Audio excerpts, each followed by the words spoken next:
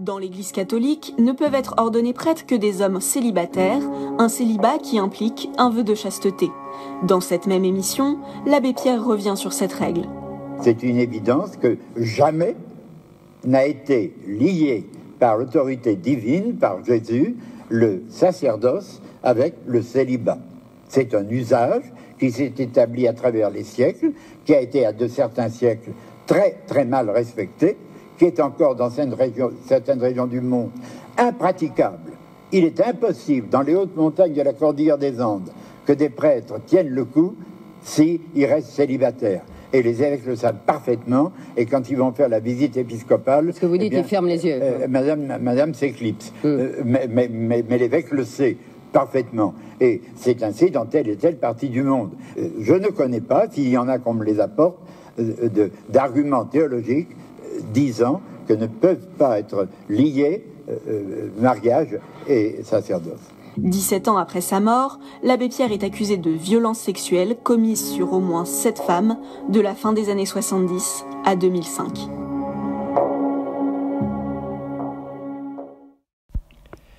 L'affaire l'abbé Pierre et divers abus sexuels qu'il aurait pu infliger à des femmes. Quelle histoire.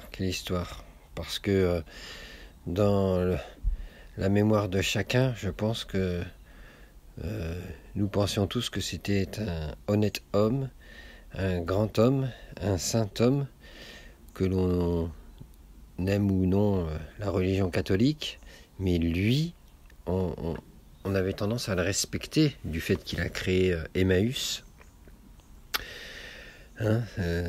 qui est une communauté de lutte contre la pauvreté et l'exclusion. Voilà, on le garde tous bien en mémoire, c'est cet abbé Pierre, ou Henri Grouès, de son vrai nom. L'abbé Pierre est un surnom, bien sûr. Il est né le 5 août 1912 et il est décédé le 22 janvier 2007. Donc à peu près 17 ans après, on parle de ces déviances sexuelles. 17 ans après sa mort, je trouve ça vraiment navrant. Il aura vécu 94 ans, c'est quand même pas mal, hein. Donc respect à la mémoire des anciens, mais là, c'est vrai que quand même, après m'être renseigné quelque peu, il y a quand même des témoignages et même des coupures de presse qui révèlent quelques déviances de son comportement.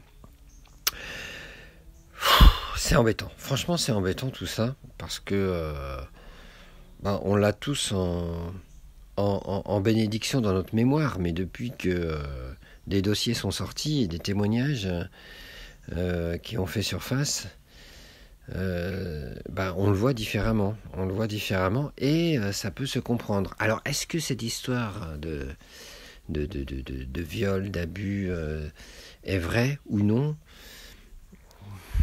On ne peut pas trop savoir encore exactement, mais on pourrait supposer que ce soit vrai.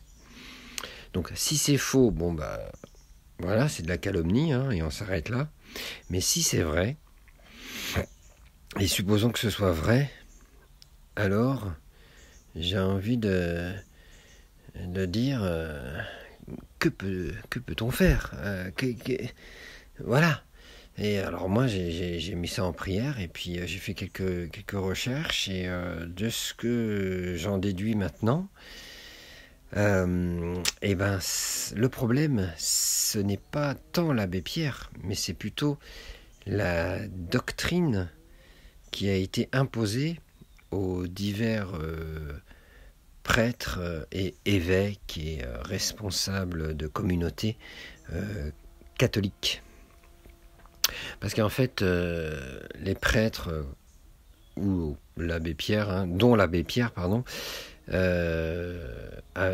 ont pour interdiction le mariage, parce qu'eux, ils sont censés se consacrer pleinement à Dieu, et comme le Christ, ils ne doivent pas se marier.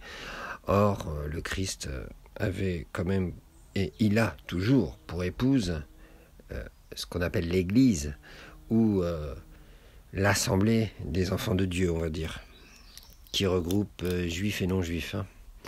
De tout, il y a de tout, hein. C'est pour ça que ce n'est pas que des chrétiens, donc ce n'est pas que l'Église, mais l'épouse, enfin la fiancée qui est en préparation du mariage au retour du Seigneur, et bien la fiancée du Christ, du Messie, du Machiach, et bien ce sont tous les croyants qui ont eu la révélation du Fils de Dieu, du Fils unique de Dieu, et qui lui sont fidèles, et qui obéissent à sa saine doctrine, qui est la Torah.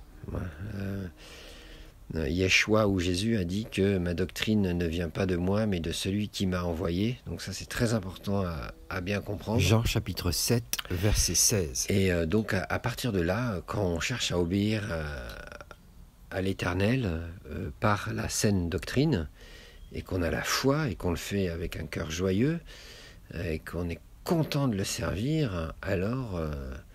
voilà, on fait partie de l'épouse, et en ce moment on est en préparation, on est dans la période des fiançailles. Voilà, les kedushin en hébreu, c'est la période juste avant le mariage, c'est l'engagement au mariage. C'est comparable aux fiançailles, ça se fait en général un an avant, environ, hein, plus ou moins, et voilà, et donc c'est elle l'épouse du Messie. Donc le Christ est bien entendu marié, bien entendu. D'ailleurs dans le judaïsme, dans le judaïsme, c'est le judaïsme qui l'enseigne aussi, mais puisé de la Torah, hein, de la Torah qui veut dire enseignement de la lumière divine, hein, je ne cesserai de le répéter, parce que Torah ce n'est pas qu'un ensemble de lois, c'est un enseignement, mais de la lumière divine. C'est quand on reçoit de la lumière divine, que ce soit le message de l'évangile, ou un message de prophète, ou un enseignement de la Bible, ou que sais-je, et ben c'est de la Torah. Voilà. Ça c'est vraiment important à comprendre. Et ben tous les enfants de Dieu aspirent à étudier, à mettre en pratique la Torah, et son évangile. Et alors, à ce moment-là, quand on a les deux, la Torah et l'évangile, enfin la Torah et son évangile, eh ben on fait partie de l'épouse, qui est constituée de plusieurs âmes. Voilà, c'est une épouse qui est décomposée en plusieurs personnes ici-bas, mais quand on sera réunis, on ne fera qu'un. Alors après, on rentre dans les mystères qui nous seront révélés que quand on y sera, hein. Donc pour l'instant, on peut juste en parler vaguement. Voilà, mais c'est un principe d'unité, hein, qu'on peut tâtonner ici-bas déjà, mais on vivra ça vraiment pleinement quand on sera pleinement marié. Donc voilà, la notion de mariage est très importante, et d'ailleurs dans la Torah, un sacrificateur, un prêtre, un Kohen ou Kohen Agadol, un prêtre, un souverain sacrificateur, et ben pour bien servir l'Éternel, ils doivent être mariés. Ça va à l'inverse de la doctrine catholique qui a inventé le célibat pour ceux qui veulent rentrer dans les ordres, ceux qui veulent servir Dieu. Mais ça, ce n'est pas servir Dieu, ça va contre la parole de Dieu. Et même sans rentrer dans les prophètes, la loi de Moïse, on peut aller juste dans ce qu'on appelle grossièrement le Nouveau Testament, c'est-à-dire l'Alliance renouvelée, toujours la même alliance, mais elle a été renouvelée par le sacrifice du Messie. Et ben, c'est toujours le même enseignement, hein. Donc dans le Nouveau Testament, donc on va dire, pour que tout le monde comprenne bien, et ben c'est toujours le même enseignement celui qui est responsable d'assemblée, celui qui est vraiment qui sert Dieu, il doit être marié. C'est bien mieux. Il y a des exceptions, on peut être célibataire, mais c'est parce qu'on a vraiment été préservés et on n'a pas du tout d'attirance. Donc logiquement, ceux qui sont célibataires et qui servent l'Éternel, il y en a, et ben s'ils travaillent à leur sanctification, normalement ils n'ont aucune frustration. S'ils en ont, et ben c'est qu'ils doivent se marier. Voilà, c'est aussi simple que ça.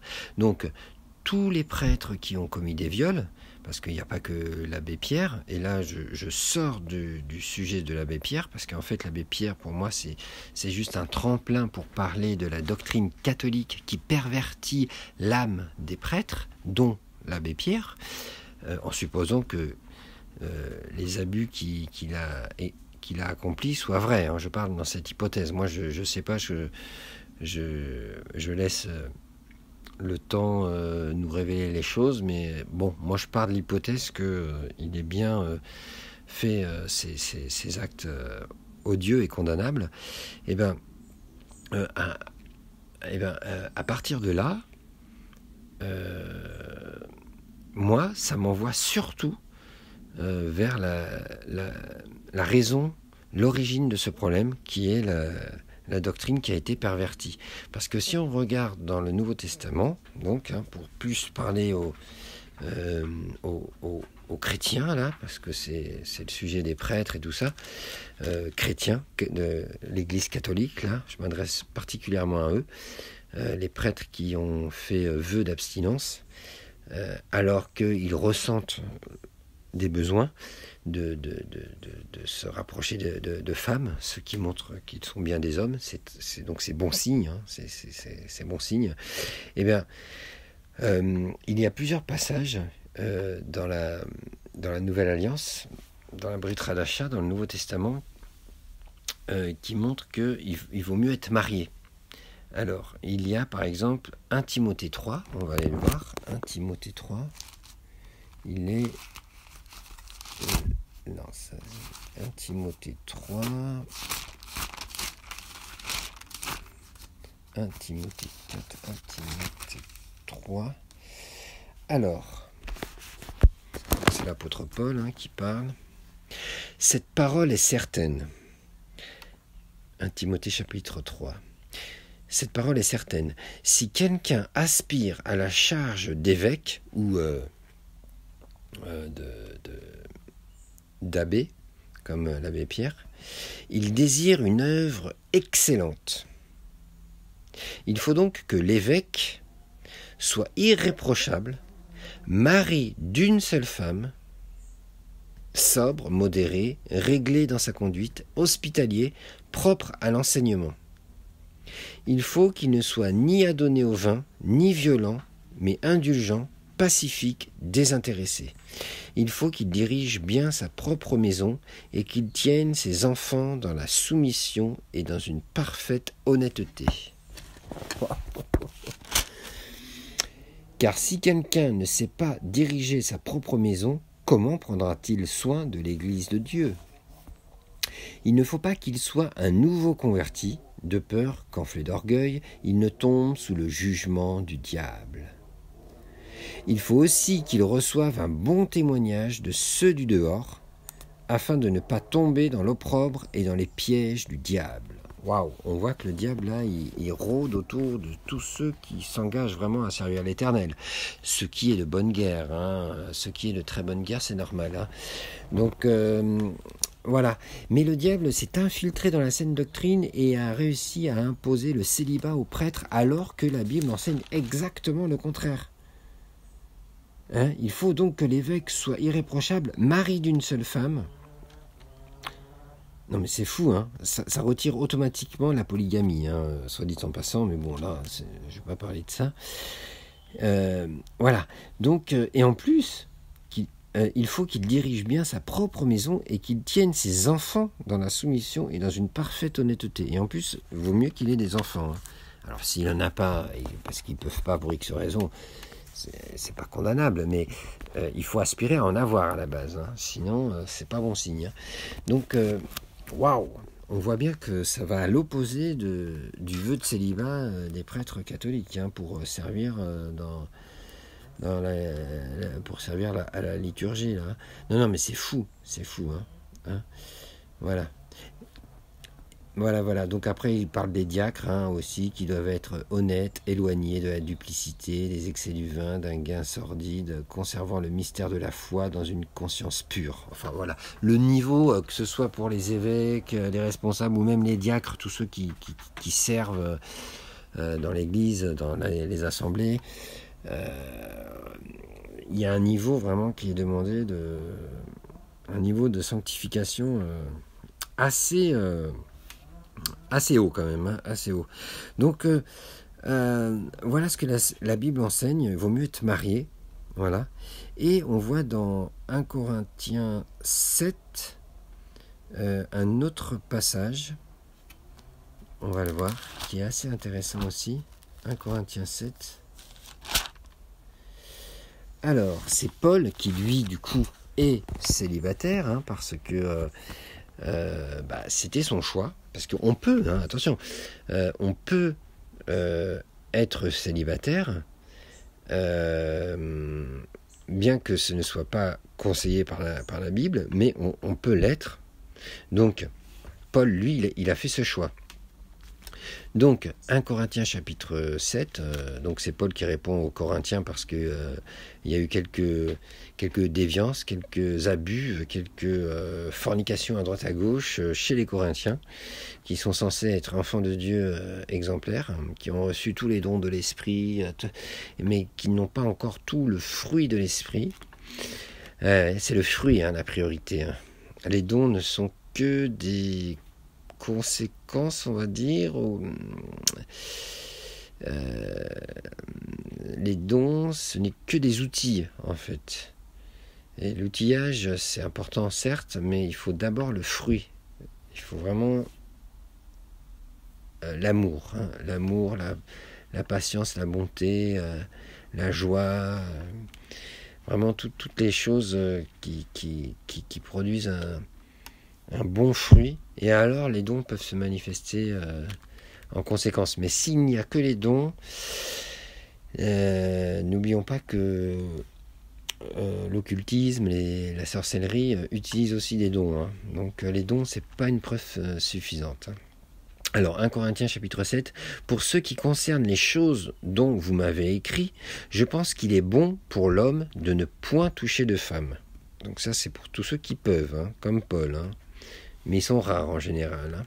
Toutefois, pour éviter l'impudicité, voilà, tout de suite, il sait que beaucoup vont se dire, mais je vais être frustré, et donc tomber dans l'impudicité.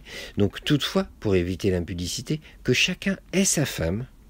Ouf, là c'est une protection qui arrive, automatique.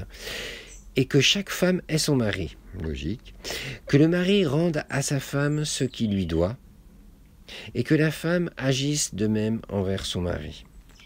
La femme n'a pas autorité sur son propre corps, mais c'est le mari. Waouh, on pourrait se dire, dis donc, c'est un objet ou quoi la femme ? Et pareillement, le mari n'a pas autorité sur son propre corps, mais c'est la femme. Et ça, c'est dans le couple, ça résume, tu aimeras ton prochain comme toi-même, c'est-à-dire que tu dois penser à l'autre. Est-ce qu'il est épanoui ? Est-ce qu'il est bien ? Est-ce que son corps va bien ? Voilà. Et si son corps va mal, s'il y a une frustration, s'il y a quelque chose, je dois m'en occuper. C'est très important de penser ça pour l'autre. Verset 5 de 1 Corinthiens chapitre 7. Ne vous privez point l'un de l'autre, voilà, si ce n'est d'un commun accord pour un temps, afin de vaquer à la prière. C'est sûr qu'il y a des temps de continence pour des choses plus spirituelles selon les périodes, puis retournez ensemble de peur que Satan ne vous tente par votre incontinence. Et oui, si on est trop privé, attention, c'est là où ça peut déraper. Donc il ne faut pas se priver. Se retenir un temps, oui, mais attention, parce que l'incontinence peut arriver. C'est normal. Je dis cela par condescendance. Je n'en fais pas un ordre. Bien sûr, tout cela, ce sont des conseils. Je voudrais que tous les hommes fussent comme moi. Alors lui, il est célibataire. Mais chacun tient de Dieu un don particulier, l'un d'une manière, l'autre d'une autre. Lui, il a reçu ce don de célibat, justement, qui est enseigné dans la doctrine catholique. Alors, pour certains, ça marche, mais ils sont en minorité, ces personnes-là. Donc, verset 8, « À ceux qui ne sont pas mariés et aux veuves, je dis qu'il leur est bon de rester comme moi. Oui. Voilà, c'est son avis, mais c'est un bon conseil. Mais s'il manque de continence, qu'il se marie, car il vaut mieux se marier que de brûler. Et moi, je pense que l'abbé Pierre, il a brûlé, tout simplement. Il n'a pas su se contenir. Il n'était pas appelé à être célibataire. Il était appelé à se marier tout en servant Dieu. Mais puisque la doctrine catholique a perverti l'enseignement de la Bible, et donc ça fait que il y a des déviances qui apparaissent, et pas que chez l'abbé Pierre. L'abbé Pierre n'est que la partie émergée de l'iceberg. Comme chacun sait, il y a eu beaucoup d'abus chez les responsables catholiques, les prêtres, les moines, les curés, tout ce que vous voulez, parce que la doctrine du célibat est diabolique. C'est juste réservé à ceux qui peuvent. Donc je continue, verset 10. « À ceux qui sont mariés, j'ordonne, non pas moi, mais le Seigneur cette fois, que la femme ne se sépare point de son mari. Si elle est séparée, qu'elle demeure sans se marier ou qu'elle se réconcilie avec son mari. Et que le mari ne répudie point sa femme. » Bon, j'irai pas plus loin, parce qu'après, on aborde tout doucement un autre sujet. Mais voilà, en fait, il vaut mieux être marié pour servir l'Éternel. C'est ce qui est recommandé. Maintenant, c'est possible de le servir en étant célibataire. D'ailleurs, ça fait penser à un autre passage, Matthieu 19, on va aller voir ça. Matthieu 19. Allez, Matthieu 19. Alors, Matthieu 19, chapitre... Ah ouais, oh là là. Alors ça, c'est important. Ouais, parce que... Ouais, bon, Matthieu 19. Bon, alors, je vais lire. Non. Oh, puis si, allez. Matthieu, chapitre 19. Je commence. Verset 1. Lorsque Jésus, Yeshua, eut achevé ses discours, il quitta la Galilée et alla dans le territoire de la Judée, au-delà du Jourdain.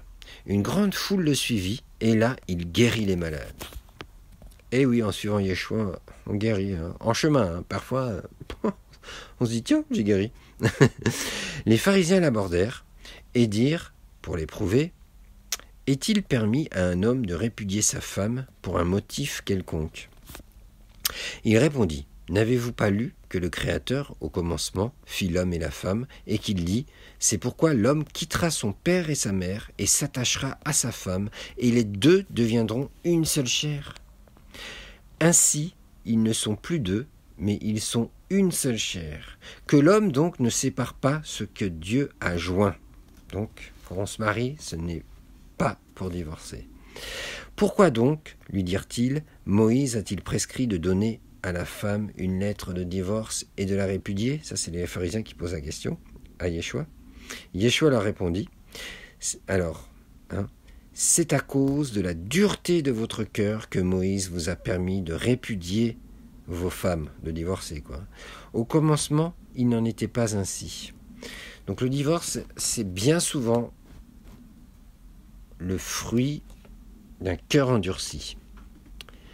Mais je vous dis que celui qui répudie sa femme, sauf pour infidélité, et qu'il n'y ait pas de repentance en plus, et qui en épouse une autre, commet un adultère. Waouh, le niveau il est très haut avec le Mashiach. Ses disciples lui dirent, si telle est la condition de l'homme à l'égard de la femme, il n'est pas avantageux de se marier. Ben oui, on pourrait se dire, dis donc, si on se marie avec une femme et qu'après on divorce et qu'on peut plus se marier sous peine d'adultère, ça vaut pas le coup de se marier, quoi. Il leur répondit, Yeshua leur répondit, tous ne comprennent pas cette parole, mais seulement ceux à qui cela est donné. Car il y a des eunuques qui le sont dès le ventre de leur mère. Bon, ça, ils y peuvent rien. Il y en a, ils sont eunuques, donc ils n'ont aucune attirance sexuelle. Il y en a, ça arrive. Ben oui, ils sont nés comme ça, ils y peuvent rien. Il y en a qui le sont devenus par les hommes, la castration ou encore d'autres phénomènes de ce genre. C'est fou, ça arrive en chemin. on n'a plus envie. Et il y en a qui se sont rendus tels eux-mêmes à cause du royaume des cieux. Donc ça rejoint le vœu de célibat. Que celui qui peut comprendre, comprenne. Donc le vœu de célibat n'est pas foncièrement faux, mais c'est un engagement qui vient vraiment de la personne et non pas d'une doctrine catholique qui pervertit la parole de Dieu. Donc tous ceux qui veulent servir Dieu en étant célibataires, bien sûr que c'est possible, mais il ne faut pas en faire une doctrine. Ce sont des exceptions. Et la règle est plutôt de se marier. Et si tous les prêtres se mariaient, eh bien, il y aurait beaucoup moins de déviance, ce qui est tout à fait normal, parce que les prêtres, ce sont des hommes. Hein. Donc, voilà, ils ont des besoins comme tous les autres hommes. Donc, voilà, il est là surtout le problème. Voilà ce que je voulais partager. Voilà, je m'arrête là. Et si quelqu'un veut ajouter, discuter, argumenter, contre-argumenter, je suis prêt à écouter. Parce que là, ce que je partage, c'est ma conviction, le fruit d'une petite enquête que j'ai faite, une étude de la parole de Dieu. Et j'estime que cela est juste et ça vaut la peine de le partager. Maintenant, je suis prêt à revoir ma position si on me donne des arguments intéressants à comprendre. Donc, je reste ouvert au dialogue. Mais pour résumer, je pense que toutes les déviances qu'il y a eu de la part des prêtres, ce n'est pas tant de leur faute, mais c'est à cause de la fausse doctrine catholique, hérétique, qui pervertit la parole de Dieu en imposant un vœu de célibat qui doit normalement être pleinement volontaire et non imposé, et qui est du coup est assez rare. Donc le fait d'imposer un régime aussi draconien, aussi sévère, qui est le fruit d'un ascétisme pervers, et ça provoque des déviances. Et c'est à cause de ça qu'il y a eu toutes ces abominations. Et je pense que tout simplement l'Église catholique devrait retirer ce vœu de célibat et donner le libre choix aux prêtres d'avoir une femme et même des enfants, fonder une famille. Et c'est comme ça qu'on retrouvera un équilibre. Voilà, tout simplement. Un bon équilibre, c'est une personne qui est épanouie à tous les points de vue, grâce à une Torah qui se révèle toujours plus. La Torah est parfaite, elle restaure l'âme, comme le dit le roi David dans les psaumes. 19, donc 8. Suivons plutôt la Torah que les doctrines perverties des hommes. Voilà. Merci.